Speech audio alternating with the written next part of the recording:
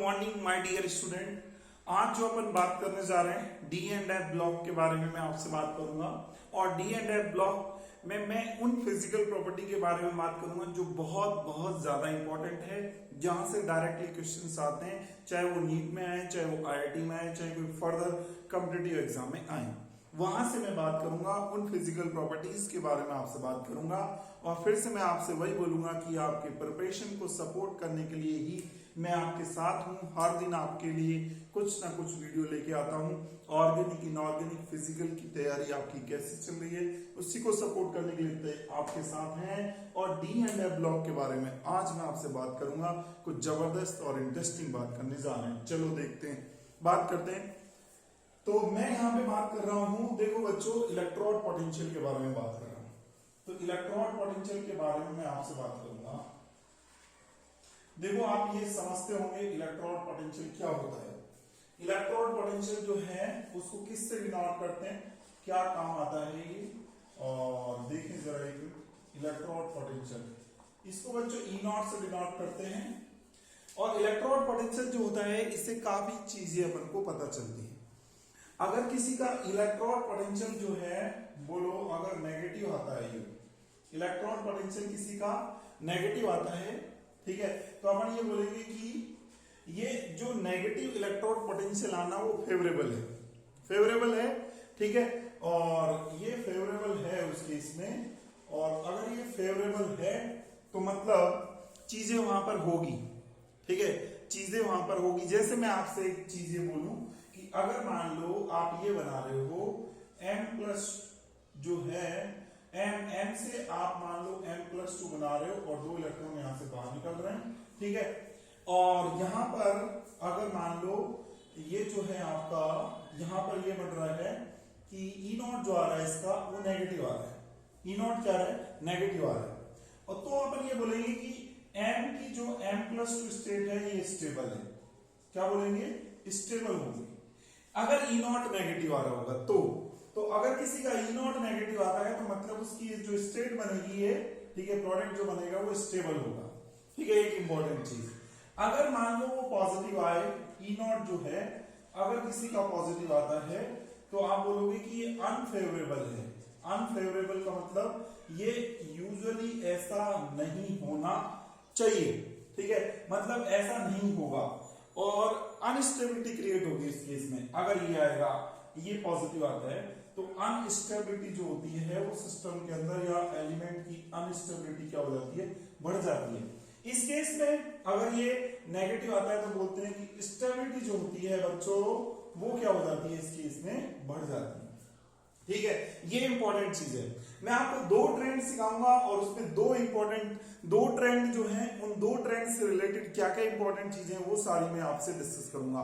तो ध्यान से देखना, आप 2 ट्रेंड हैं जिनके बारे में बात करूंगा। एक तो ट्रेंड जो अपन बात करते हैं m+2 से कोई m में चेंज हो, मतलब m+2n, ठीक है, electrode potential tendency, electrode potential tendency. तो आप देखें इलेक्ट्रोड पोटेंशियल और टेंडेंसी, ठीक है, इसके बारे में बात कर रहे हैं।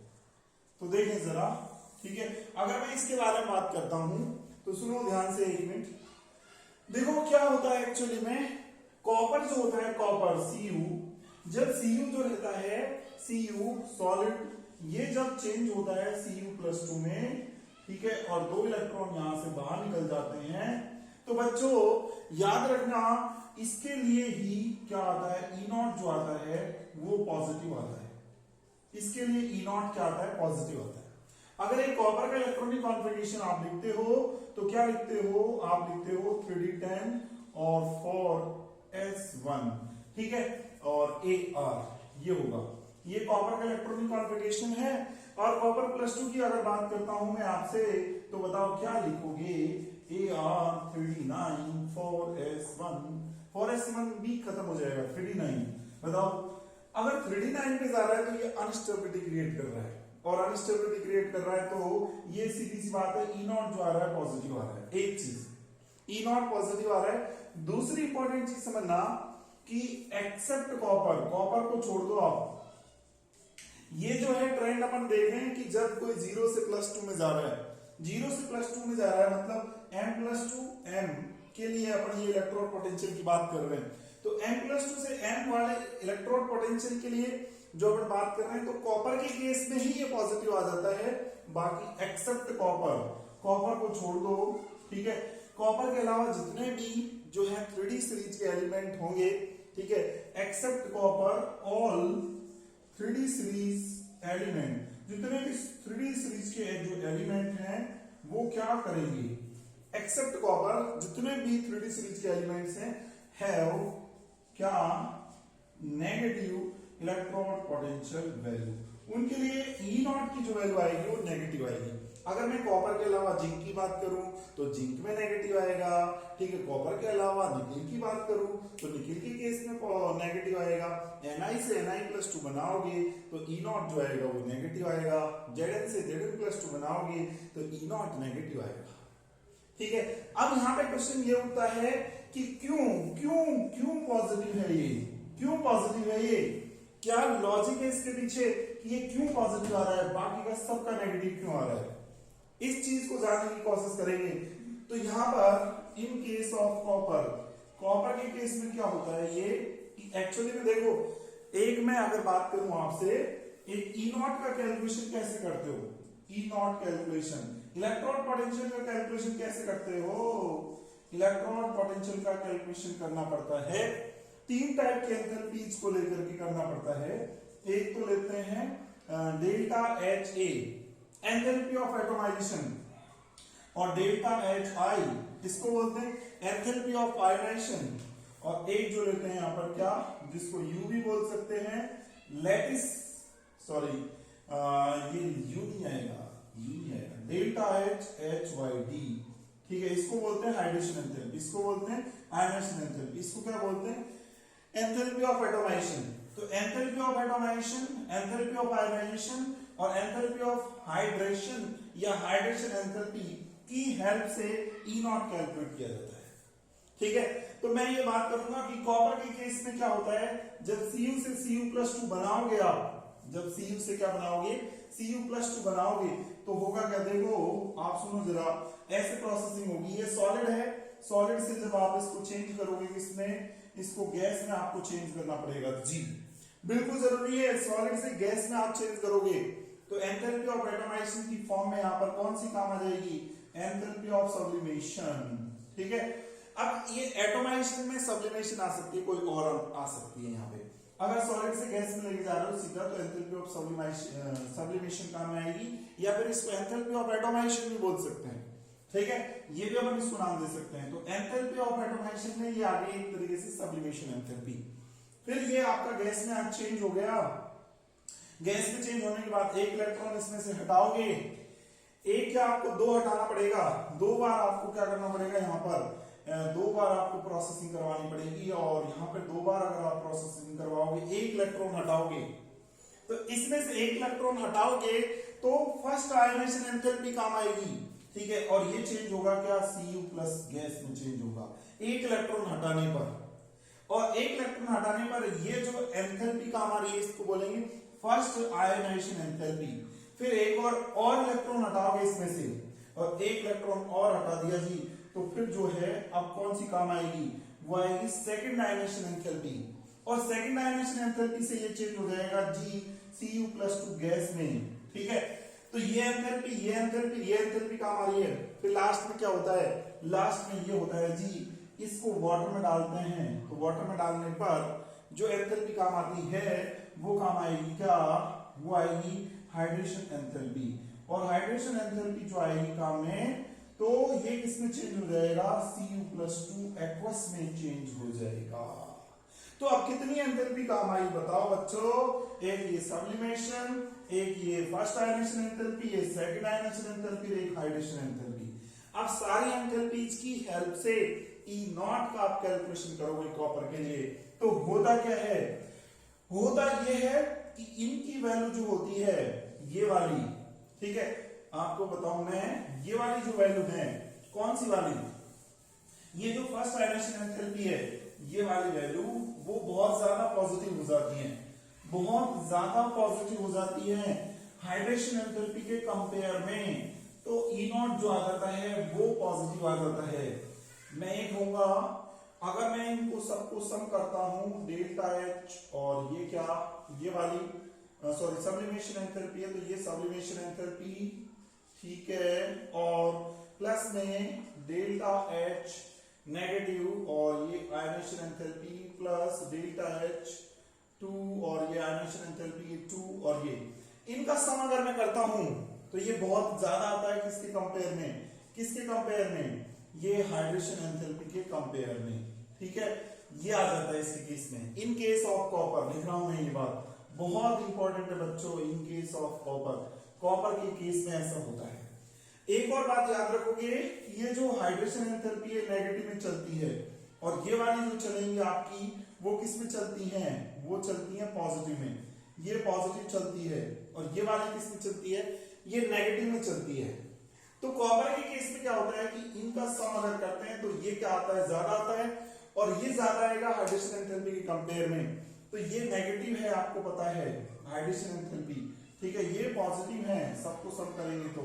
अब बताओ पॉजिटिव बड़ा आ गया तो पॉजिटिव बड़ा आ गया तो बताओ ई नॉट जो है वो क्या आ जाएगा, वो ज्यादा आ जाएगा, मतलब पॉजिटिव आ जाएगा। तो इन केस ऑफ कॉपर, ठीक है, हाइड्रेशन एंथैल्पी जो है वो क्या है, लेस है, हाइड्रेशन एंथैल्पी लेस है, किसके कंपेयर में बताओ, इनके कंपैरिजन में लेस है, तो इज लेस, सो क्या होगा, सो ई नॉट वैल्यू जो आएगी वो क्या आ जाएगी, E naught value will be positive, ये पॉजिटिव हो जाएगी, ठीक है।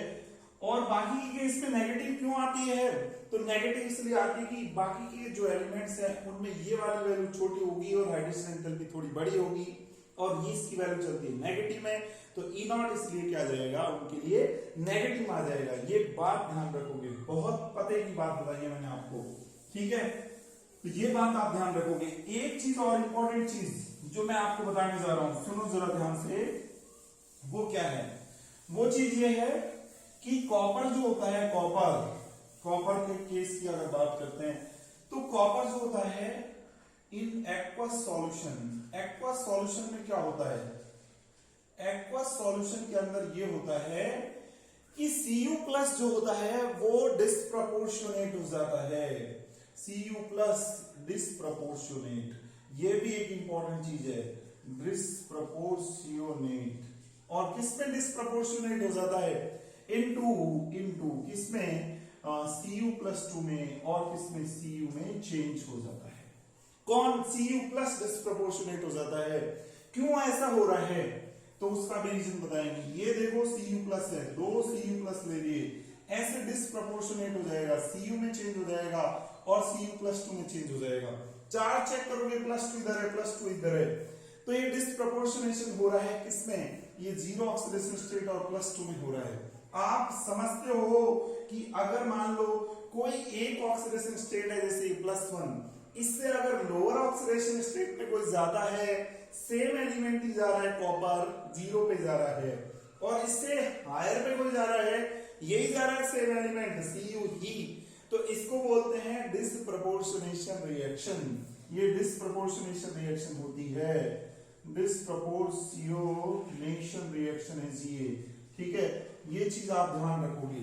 अब सुनो बच्चों, ये डिस्प्रपोर्शनेशन है मेरे प्यारे बच्चों, तो अब देखो यहां पर मैं इसकी बात करता हूं तो ये मोर स्टेबल होता है, यहाँ पे सिर्फ एक्वस सॉल्यूशन में बात कर रहा हूं। अगर आप एक्वस सॉल्यूशन को छोड़ करके विदाउट एक्वस सॉल्यूशन की बात करोगे तो ये लेस स्टेबल होगा, Cu प्लस ज्यादा स्टेबल होगा, ठीक है, ये मोर स्टेबल है, याद रखना, इन एक्वस सॉल्यूशन में ज्यादा स्टेबल है, क्यों, ड्यू टू हाई और क्या बोलते हैं, हाइड्रेशन एंथैल्पी जो होती है वो हाई होती है इसकी, ठीक है, हाइड्रेशन एंथैल्पी जो होती है वो इसकी हाई होती है, इस वजह से ये ज्यादा स्टेबल होता है एक्वस सॉल्यूशन में, ठीक है। तो Cu+2 जो होता है वो ज्यादा क्यों स्टेबल है, तो रीजन ये है एक्वस सॉल्यूशन में कि हाइड्रेशन एंथैल्पी हाई होती है, और हाइड्रेशन एंथैल्पी जो होती है वो बच्चों, मेरे प्यारे बच्चों, वो डिपेंड करती है किस पर, वो डिपेंड करती है चार्ज पे डिपेंड करती है, ठीक है, और किस पे डिपेंड करती है, और रेडियस पे डिपेंड करती है, ठीक है। अब यहां से आप देख सकते हो कि यहाँ पे चार्ज ज्यादा है +2 पे, यहाँ पे चार्ज ज्यादा है कॉपर पे +2 चार्ज है, यहाँ पे 0 चार्ज है, यहाँ +1 चार्ज है, चार्ज इस पे ज्यादा है, तो चार्ज ज्यादा तो हाइड्रेशन एंथैल्पी भी क्या होगी मेरे प्यारे बच्चों, ज्यादा होगी हाइड्रेशन एंथैल्पी। तो यहां से बोलेंगे due to high hydration enthalpy, और रीजन देंगे चार्ज इज मोर, चार्ज ज्यादा है, यहाँ पे चार्ज ज्यादा है, इस वजह से ऐसा हो रहा है कि इसकी हाइड्रेशन एंथैल्पी ज्यादा हो जाती है, Cu+2 की हाइड्रेशन एंथैल्पी। तो ये अपन बोलते हैं यहाँ पर, अगर आप एक्वस सॉल्यूशन नहीं लेते हो, विदाउट एक्वस सॉल्यूशन है, तो याद रखना, ठीक है, इन विदाउट एक्वस सॉल्यूशन की अगर मैं बात करता हूं, विदाउट एक्वस सॉल्यूशन की अगर मैं बात करूं, तो इसमें स्टेबिलिटी जो होती है, स्टेबिलिटी वो क्या बोलेंगे Cu+ की, और Cu+2 में बात करते हैं तो डेफिनेटली Cu+ की ज्यादा स्टेबिलिटी होती है, ये स्टेबिलिटी बोलते हैं अपन। ये किसमें बोलते हैं, Cu+ की ज्यादा स्टेबिलिटी क्यों होती है, रीजन बताऊंगा आपको, ठीक है। ये स्टेबिलिटी ऑर्डर है, ये याद रखोगे, और एक्वस सॉल्यूशन में ये याद रखोगे कि ये ज्यादा स्टेबल है, उसका रीजन ये याद रखोगे हाई हाइड्रेशन एंथैल्पी है। अब देखो यहाँ पर Cu+ की बात करता हूं, तो Cu+ की अगर मैं बात करूंगा तो सीधी सी बात है यार कि Cu+ जो होता है इसका इलेक्ट्रॉनिक कॉन्फ़िगरेशन में 3d10 आता है, ठीक है। और Cu का अगर मैं बात करता हूं, Cu+2 की बात करता हूं, तो इसके इलेक्ट्रॉनिक कॉन्फ़िगरेशन में 3d9 आएगा, आप चेक कर सकते हो। Cu का कितना होता है, Cu का होता है 3d10, लास्ट में 4s1 होता है Cu का, तो Cu+ एक इलेक्ट्रॉन निकल जाएगा 4s में, तो 3d10 बच जाएगा, और Cu+2 का जो होगा 3d9 होगा।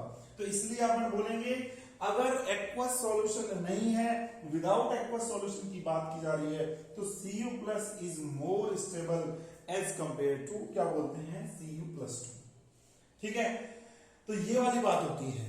अब देखें, अगर मान लो आपको एक सिंपली बोली जाए, ये बोला जाए, देखो एक ये रिएक्शंस होती हैं, रिएक्शंस, एक मैं आपको इंपॉर्टेंट चीज बता दूं, कॉपर का जो आयोडाइड होता है, कॉपर का आयोडाइड Cu(I2), याद रखना इंपॉर्टेंट चीज है, बहुत इंपॉर्टेंट चीज है, ये भी याद रखोगे आप।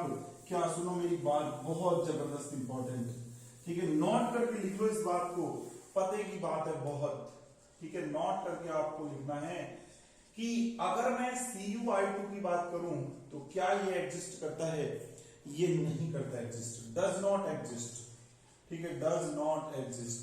क्यों एग्जिस्ट नहीं करेगा, रीजन बताओ क्यों नहीं करेगा, क्यों नहीं करेगा, इसलिए नहीं करेगा, कॉपर यहाँ पर Cu+2 ऑक्सीडेशन स्टेट में बैठा हुआ है, और Cu+2 में बैठा हुआ है, तो इसके इलेक्ट्रॉनिक कॉन्फ़िगरेशन में 3d9 आएगा, जो कि लेस स्टेबल स्टेबिलिटी को शो करेगा। लेकिन एक इंपॉर्टेंट चीज जो है आप याद रखो कि लेकिन Cu2I2 ये पॉसिबल है, ये एग्जिस्ट करता है, ये एग्जिस्ट क्यों करता है, क्योंकि इसके अंदर कॉपर जो है Cu+ स्टेट में है, मतलब +1 स्टेट में है, और +1 स्टेट में है, यहां पर लिखेंगे तो लास्ट में 3d10 कॉन्फ़िगरेशन आएगा इसमें, और 3d10 इसका इलेक्ट्रॉनिक कॉन्फ़िगरेशन जो लिखेंगे वो क्या लिखेंगे, इसका इलेक्ट्रॉनिक कॉन्फ़िगरेशन, इसका इलेक्ट्रॉनिक कॉन्फ़िगरेशन जो है वो अपन लिखेंगे क्या, Ar, इसका 29 है तो Ar और 3d10 ये अपन लिख देंगे, ठीक है, ये इसका इलेक्ट्रॉनिक कॉन्फ़िगरेशन, 18 ये हो जाएगा, ठीक है, और 10 हो जाएगा, एक इलेक्ट्रॉन कम हो जाएगा क्योंकि +1 है, ठीक है। तो ये इसका इलेक्ट्रॉनिक कॉन्फ़िगरेशन है, ये 3d10 मतलब फुली फिल्ड है, फुली फिल्ड की वजह से क्या होगा, ये ज्यादा स्टेबल होगा, बहुत ज्यादा स्टेबल होगा, तो ये एग्जिस्ट करता है। इसीलिए क्या होता है बच्चों कि ये जो Cu+2 होता है, ये Cu+2 I- के साथ जुड़ जाता है, और I- के साथ जुड़ करके क्या बना देता है, यहां पर ले लो 2, ठीक है, और ये Cu2I2 में चेंज हो जाता है, Cu2I2 में चेंज हो जाता है। यहां पे एक काम करो, फॉर लो आप, तो प्लस में I2 और बनता है, प्लस में I2 और बन जाता है, ऐसे ये रिएक्शन हो जाती है, ये रिएक्शन हो जाती है, ठीक है, ये आप याद रखोगे। अब सुनो, ये सारी चीज बताई मैंने आपको, ठीक है। इलेक्ट्रोड पोटेंशियल से रिलेटेड जो भी बात है वो सारी बताई।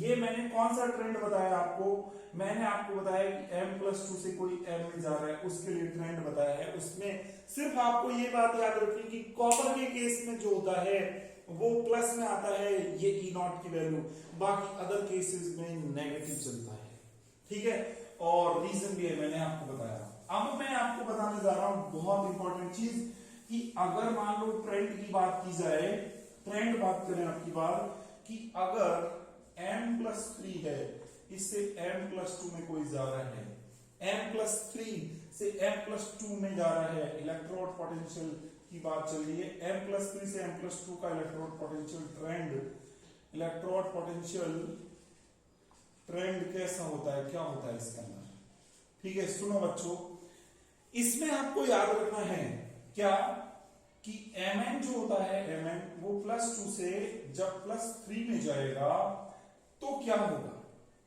Mn का जो इलेक्ट्रॉनिक कॉन्फ़िगरेशन लिखते हो आप, Mn होता है 25, तो आप लिखोगे Ar और लिखोगे 3d5 और 4s2, ये लिखोगे Mn का। अगर Mn+2 का आपको लिखना है तो क्या करोगे, 2 इलेक्ट्रॉन इसमें से निकाल दोगे तो लास्ट में इसके रहेगा 3d5, और इसकी बात करेंगे तो 2 इसमें से निकालोगे, 1 इसमें से निकालोगे तो 3d4 हो जाएगा बच्चों।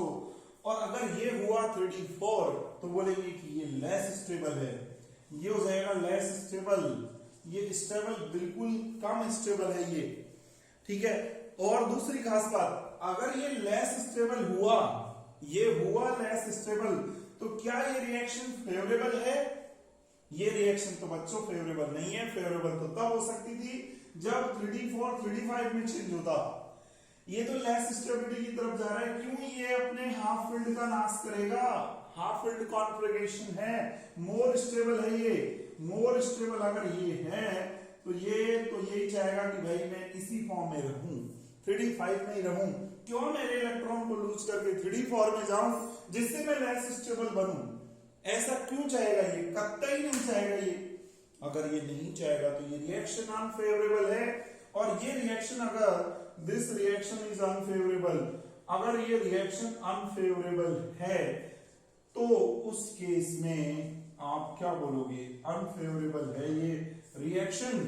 अगर रिएक्शन अनफेवरेबल है तो आप ये बोलोगे कि इसका E0 जो आएगा वो पॉजिटिव आएगा। बिल्कुल सही बात है इसका बच्चों E0 जो है पॉजिटिव आता है, और एक्चुअली में मैं बताऊं आपको वैल्यू कितनी आती है 1.51 और ये वोल्ट आती है, इतनी आती है इसकी इलेक्ट्रोड पोटेंशियल की वैल्यू। तो इसका E0 पॉजिटिव चलता है, रीजन आपको समझ में आ गया होगा। एक और चीज बताता हूं मैं आपको कि Mn+3 जो होता है, Mn+3 इज ऑक्सीडाइजिंग एजेंट, ये ऑक्सीडाइजिंग एजेंट है। एक चीज ये याद रखोगे आप, ऑक्सीडाइजिंग एजेंट है, नॉट रिड्यूसिंग एजेंट, ये रिड्यूसिंग एजेंट नहीं है जी, ठीक है। क्या होता है कि एक्चुअली में Mn+3 जो होता है अपने आप को Mn+2 में चेंज करता है। इससे फायदा क्या होता है, ये 3d4 से 3d5 में चेंज हो जाता है, ठीक है। और 3d5 चूंकि जो है क्या है, मोर स्टेबल है, मोर स्टेबल है। तो अब एक बात बताओ मेरे को कि इसका खुद का क्या हुआ है, इसका इलेक्ट्रॉन जुड़े हैं इसमें, तो खुद का इसका क्या हुआ है, इसके केस में बोलेंगे सेल्फ रिडक्शन हुआ है। और अगर ये करता है खुद का रिडक्शन तो दूसरे का क्या करेगा, ऑक्सीडेशन। देखो जुड़ गया इसमें इलेक्ट्रॉन, तो बोलेंगे सेल्फ रिडक्शन हुआ है इसमें, तो दूसरे का, अदर का क्या करेगा, ऑक्सीडेशन करेगा, और अदर का ऑक्सीडेशन करेगा तो ये बन जाएगा जी ऑक्सीडाइजिंग एजेंट। जो करे दूसरे का ऑक्सीडेशन वो बन जाता है ऑक्सीडाइजिंग एजेंट, और जो करे खुद का रिडक्शन वो बन जाता है oxidising agent, not reducing agent. Reducing agent नहीं होगा, ये ऑक्सीडाइजिंग एजेंट बनेगा, ठीक है। ये बात याद रखोगे कि Mn+3 क्या है, तो आंसर दोगे ऑक्सीडाइजिंग एजेंट, ठीक है।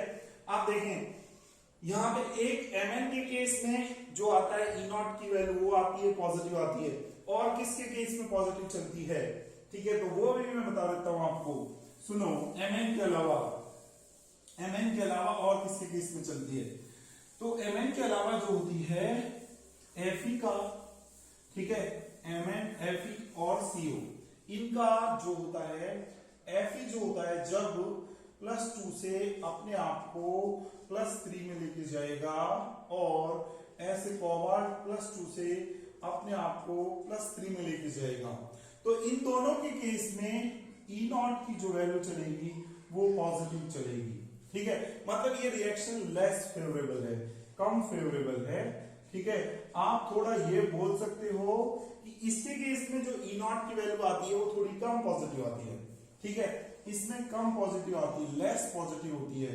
तो लेस पॉजिटिव अगर आती है E0 की वैल्यू, E0 इसमें जो आता है वो आता है प्लस में 0.77 वोल्ट आता है, ठीक है, 7 के समथिंग में मान लें 7 वोल्ट आता है, तो लेस पॉजिटिव आता है, लेस पॉजिटिव आता है तो बोलेंगे समथिंग फेवरेबल है, कुछ कुछ फेवरेबल है ये, तो ये बोलेंगे कि फेवरेबल है, चल जाएगी, ठीक है। यहां पर लेकिन अगर मैं ये, तो इसके लिए मैं बोल सकता हूं, ठीक है, ये चीज तो मैं ही बोलूंगा इसके लिए, ठीक है। और यहां पर इसके लिए अगर मैं बात करता हूं तो इसके लिए मैं बोलूंगा E0 जो आता है, E0 उसकी वैल्यू प्लस में 1.91 वोल्ट आती है, ठीक है, मोर पॉजिटिव आता है, मोर पॉजिटिव। और इसके लिए अगर ज्यादा पॉजिटिव आता है तो बोलेंगे कि ये तो अनफेवरेबल है जी, ये नहीं होगा, ठीक है, ये अनफेवरेबल है, ये यूजुअली नहीं होगा, ठीक है। तो ये याद रखोगे आप, क्या क्या, एक Mn का केस याद रखोगे, एक Fe का केस याद रखोगे और CO का केस याद रखोगे। तो मैं बोलूंगा आपको इनके केस में पॉजिटिव आता है, इसको छोड़ दो, एक्सेप्ट Mn, Fe, CO, ठीक है। तो इनके लिए क्या बोलेंगे, M+3 और M+2 E0 जो ट्रेंड होता है, E0 ट्रेंड, ठीक है, वो क्या होता है, इनको छोड़ करके जितने भी एलिमेंट हैं एक्सेप्ट Mn एलिमेंट जो भी हैं, ये इनको छोड़ दो आप, इनके अलावा जितने भी एलिमेंट हैं, आप स्कैंडियम है, ठीक है, और जो भी है, स्कैंडियम में भी लोचा है, मैं आपको बता दूं, स्कैंडियम में भी क्या होता है, जब आप +2 से, नहीं इसमें नेगेटिव आता है, +2 से +3 में लेके जाते हो तो बहुत फायदा हो जाता है, इसका होता है 21, तो ये होता है आपका AR और 3D1 होता है, ठीक है, और ये बन जाता है ARG। ये तो जो है ये क्या बन गया, इनर्ट गैस कॉन्फ़िगरेशन बन गया, इनर्ट गैस कॉन्फ़िगरेशन बन गया जी, ये तो बहुत ही जबरदस्त काम हो गया जी। अगर इनर्ट गैस कॉन्फ़िगरेशन बना तो इसके लिए तो E0 जो होगा वो बहुत ज्यादा नेगेटिव आएगा, और नेगेटिव आएगा तो मोस्ट फेवरेबल होगा, ये मोस्ट फेवरेबल या मोर फेवरेबल जो भी आप बोलो, ठीक है, ये होगा इसके लिए। खास बात ये है स्कैंडियम के लिए, ठीक है। तो स्कैंडियम के केस में नेगेटिव आ रहा है, और सबके केस में जो भी है वो E0 ट्रेंड जो रहेगा विल बी क्या होगा, नेगेटिव, नेगेटिव होगा। एग्जांपल तुम्हारे सामने है, ठीक है, जिसमें आप देख रहे हो स्कैंडियम के लिए नेगेटिव आ रहा है, इनके मैंने बता दिया आपको, ठीक है, इसका इसका इसका कि इनके लिए M+3 M+2 E0 जो ट्रेंड होता है वो नेगेटिव आ रहा है, सॉरी, हाँ बिल्कुल नेगेटिव आ रहा है, ठीक है, इनके लिए पॉजिटिव आ रहा है, बाकी छोड़ दो सारे एलिमेंट, सबके लिए क्या आएगा, नेगेटिव आएगा, ठीक है। बहुत पते की बात है, ये बहुत जबरदस्त बात है। चलो, ये मैंने आपको एक चीज बताई, अब मैं आपको बता रहा हूं कि देखो, मैं बात करूंगा ऑक्साइड्स के बारे में और हैलाइड्स के बारे में बात करूंगा। तो ऑक्साइड्स एंड हैलाइड्स, इनके बारे में बात करेंगे। E0 इलेक्ट्रॉन पोटेंशियल की वैल्यू मैंने आपको बता दी, ठीक है। अब सुनना, अब नेक्स्ट जो मैं बात कर रहा हूं, नेक्स्ट मैं बात करूंगा, देखो एक और चीज जो है आप याद रखोगे कि Cr जो होता है ना, क्रोमियम, क्रोमियम की अगर बात करता हूं तो क्रोमियम अपने आप को +2 से और +3 में लेके जाता है, ठीक है, +2 से +3 में लेके जाता है, क्या फायदा है इसको, तो +2 से +3 में लेके जा रहा है, तो क्या बोल रहे हैं, सेल्फ, बताओ सेल्फ क्या होगा, ऑक्सीडेशन, खुद का ये ऑक्सीडेशन कर रहा है, सेल्फ ऑक्सीडेशन कर रहा है कि नहीं कर रहा, इसमें इलेक्ट्रॉन निकल रहे हैं बाहर, तो सेल्फ ऑक्सीडेशन, अगर ये करता है सेल्फ ऑक्सीडेशन तो अदर्स का क्या करेगा, अदर्स उनका करेगा रिडक्शन, अदर्स का रिडक्शन करेगा, और अदर्स का करे रिडक्शन और खुद का करे ऑक्सीडेशन, तो ये क्या बनेगा, रिड्यूसिंग एजेंट बन जाएगा, ठीक है, क्या बनेगा, रिड्यूसिंग एजेंट। तो खास बात यह है कि क्रोमियम जो रहता है वो Cr+2 वो एक रिड्यूसिंग एजेंट है। रीजन क्या है? रीजन क्या है सुनो, रीजन अगर मैं बात करता हूं तो रीजन ये है कि इसका इलेक्ट्रॉनिक कॉन्फ़िगरेशन क्रोमियम का आप लिखते हो तो क्रोमियम का 24 होता है, तो Ar और क्या लिखोगे 3d5 और 4s1 ये लिखोगे। जरा दो इलेक्ट्रॉन निकालो, एक इसमें से एक इसमें से, तो इसका हो जाएगा Ar और क्या होगा 3d4, ठीक है। और एक इसकी बात करते हैं तो तीन इलेक्ट्रॉन निकालो, एक इसमें से दो इसमें से, तो ये रह जाएगा 3d3 और आगे होगा Ar, तो Ar 3d3 रहेगा। Ar 3d3 में क्या होता है? Ar 3d3 जो होता है इसमें हाफ फिल्ड T2G कॉन्फ़िगरेशन होता है। क्या होता है जी? हाफ फिल्ड T2G कॉन्फ़िगरेशन इसके अंदर होता है। कैसे जरा चेक करो एक बार। ऐसे रहेगा T2G जो रहेगा वो देखो Eg तो नीचे रहेगा और T2G जो रहेंगे इसमें नीचे रहते हैं, ये T2G होता है जी, इसमें एक इलेक्ट्रॉन रहेगा, तो इसको बोलते हैं हाफ फिल्ड क्या बोलेंगे T2G कॉन्फ़िगरेशन, जो क्या होता है मोर स्टेबल होता है, ज्यादा स्टेबल होता है, ठीक है। तो इसलिए अपन याद रखेंगे कि Cr+2 जो है एक रिड्यूसिंग एजेंट की तरह एक्ट करेगा और बाकी का जो रहेगा क्यों रिड्यूसिंग एजेंट की तरह एक्ट करेगा, क्योंकि ये जब इससे इसमें चेंज होगा तो ये half filled T2G configuration achieve करेगा जो कि मोर स्टेबल कॉन्फ़िगरेशन, ठीक है। तो ये बात आप याद रखोगे। चलें आप नेक्स्ट आगे बात करें, तो नेक्स्ट सुनना इसके बाद। नेक्स्ट देखो एक चीज बता रहा हूं मैं आपको, ऑक्साइड्स एंड फ्लोराइड्स की बात कर रहा हूं। ऑक्साइड्स, ठीक है, एंड हैलाइड्स की बात करेंगे अपन, ठीक है, of 3D series element. 3D series के जो एलिमेंट है उनके ऑक्साइड्स और हैलाइड्स के बारे में बात करूंगा। तो सुनना बच्चों, अगर मैं हैलाइड्स की बात करता हूं आपसे, तो हैलाइड्स में जो आते हैं वो कौन कौन से आते हैं हैलाइड्स में? तो देखो हैलाइड्स में अगर मैं बात करता हूं तो टाइटेनियम जो होता है, टाइटेनियम उसका जो आता है वो आता है Ti, ठीक है, और ये F4, TiF3 और TiF2, ये आएंगे, ये तो टाइटेनियम का है। और फिर टाइटेनियम के बाद जो है वेनेडियम पे आ जाओ, तो वेनेडियम का जो होगा VF2, ठीक है, इसके अलावा VF3, VF4, VF5, ये आ जाएंगे, ये वेनेडियम का आ जाते हैं, ठीक है। और इसके आ जाओ आगे, अब नेक्स्ट जो बात करेंगे वो सुनो। नेक्स्ट है क्रोमियम। क्रोमियम का जो आता है CrF6, CrF5, ठीक है, CrF4, CrF3, CrF2, ये आ जाएंगे। और अगर मैं ऑक्साइड की बात करूंगा तो ऑक्साइड सुन लो, ऑक्साइड की मैं बात करूंगा तो ऑक्साइड में कौन कौन से होंगे यहाँ पर ऑक्साइड जो होगा Ti और O हो जाएगा, Ti और 2O3 हो जाएगा और Ti और क्या हो जाएगा O2 हो जाएगा, ठीक है, ये आ जाएगी। और मैं अगर बात करूंगा यहाँ पर इसके बात करूंगा तो VOO, ठीक है, और V2O3 और VO2 और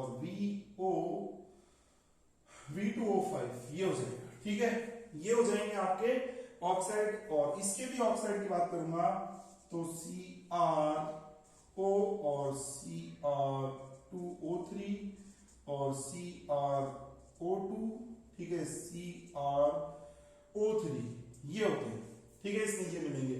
इसमें 4 वाला प्लस 5 वाला नहीं मिलता, ठीक है। ये ऑक्साइड्स हैं ये सारे, और ये सारे क्या हैं?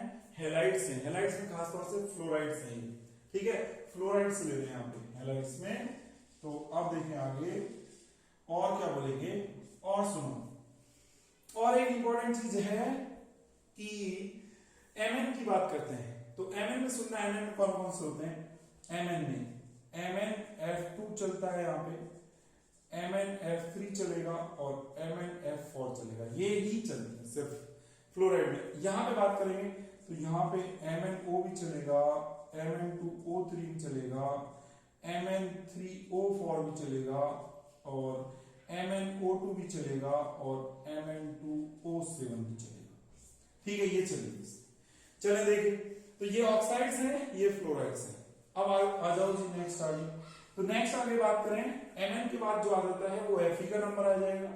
Fe की बात करेंगे तो यहाँ पे कौन से चलेंगे, यहाँ पे चलेंगे Fe का जो है +2 वाला +3 वाला चलेगा, तो Fe2F चलेगा, ठीक है, और Fe2 और F3, ओहो, तो यहाँ पे 3, सॉरी मैं यहाँ पे गलती लिख रहा हूँ, क्या लिख रहे हैं, यहाँ पे FeF2 चलेगा और FeF3 ये चलेंगे तो, ठीक है।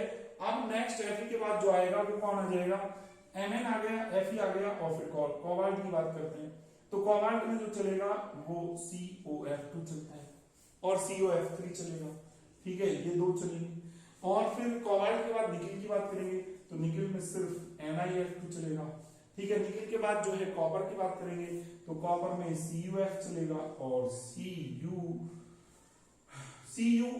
जो है नहीं मिलता यूजुअली, आप ये लिखो Cu2F2 ये चलेगा यूजुअली, ठीक है। और Zn में यूजुअली ZnF2 चलेगा। चलो ये तो हो गए सारे फ्लोराइड्स। अब आ जाओ जी इसके बाद इधर ऑक्साइड पे जाओ, तो इसके ऑक्साइड्स क्या मिलेंगे, इसके ऑक्साइड मिलते हैं FeO, ठीक है, Fe2O3 और एक Fe3O4 मिलते हैं। कोबाल्ट की बात करते हैं तो कोबाल्ट में COO, ठीक है, CO2O3 और CO3O4 ये मिलेंगे, ठीक है। और निकेल में जो चलता है वो NiO चलेगा, और कॉपर में जो चलेगा Cu2O भी मिलता है और CuO भी मिलता है, और इसमें बात करेंगे तो ZnO मिलता है, ठीक है। ये सारे हैलाइड्स हैं और ये सारे क्या हैं, ऑक्साइड्स हैं। एक इंटरेस्टिंग चीज, Mn के केस में MnO3F मिलता है, इसको क्या बोल सकते हैं, इसको बोल सकते हैं ऑक्सीफ्लोराइड। ऑक्सीफ्लोराइड से ये किसका, ऑक्सीफ्लोराइड से ये ऑफ Mn का ये देखा जाता है, ठीक है, जिसमें Mn के ऑक्सीडेशन स्टेट निकालोगे +7 कैसे निकालोगे, X ऑक्सीजन का -6 हो जाएगा, 2 × 3 करोगे और -1 पूरे के साथ 0, तो सॉल्व करेंगे तो +7, ठीक है। तो ये सारी चीजें मैंने आपको बताई, आई होप बहुत इंटरेस्टिंग चीजें बताई और जो कंपटीशन के पॉइंट ऑफ व्यू से बहुत ज्यादा इंपॉर्टेंट है, ठीक है, और 12th CBSE के लिए भी बहुत इंपॉर्टेंट है। चलो ये सारी चीजें बताई मैंने आपको, आई होप ये सारी चीजें आपको समझ में आई होंगी। अगर आपको कोई चीज समझ में नहीं आती है तो आप मुझे कमेंट कर सकते हो, और अगर वीडियो आपको ये अच्छा लगा तो आप डेफिनेटली लाइक कीजिए और इसको ज्यादा से ज्यादा शेयर कीजिए, चैनल को सब्सक्राइब करना ना भूलें। Thank you so much.